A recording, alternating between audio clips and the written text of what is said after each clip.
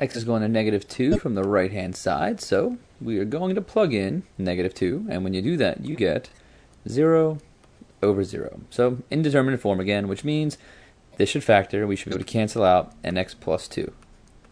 So x is going to negative 2 from above.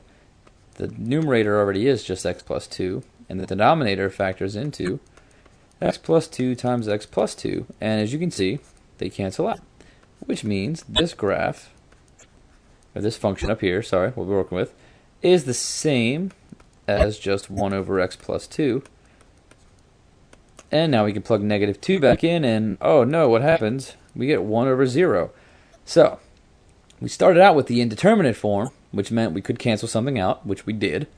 And now we're ending up with a number 1 over 0.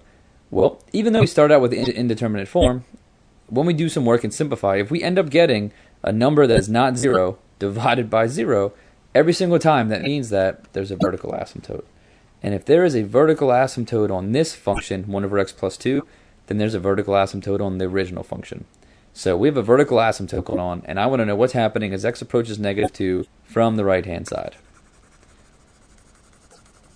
So all we're going to do now, as we do with all of the vertical asymptotes, we're going to make a little number line with the point of interest at negative 2, and I'm going to check out what's happening. X goes to negative 2 from above. So from the right-hand side.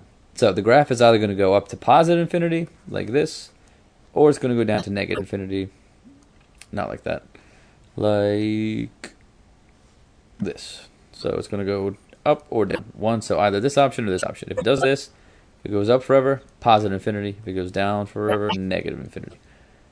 So it really comes down to, is it positive or negative as x approaches negative 2 from the right?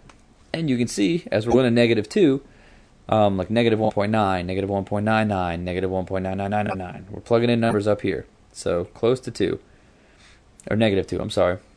So a number that's a little bigger than negative 2 plus 2 will always give us back a positive number, which means the bottom's getting super small. The top is staying 1. So the values for the whole fraction are getting very, very big. 1 divided by a very small number is a very big number. So this graph is going up like this, and they're positive. So the answer to this question is positive infinity.